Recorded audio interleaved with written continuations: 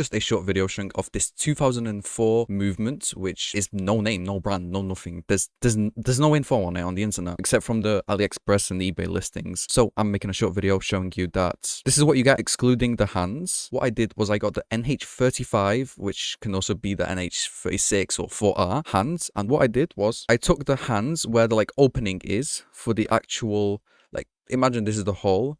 I took this and I squished it with this end, not the sharp end, this little end, and I squished it ever so slightly until it fit on. The second hand sadly did not fit, which is unfortunate, but if you want the minute hand and our hand, and that's just fine for you, that works. About the movement, it is automatic. To take out the crown, you can use a sim ejector tool, and it's this little button right here. You push it slightly, and you can pull it out, and you can push it in,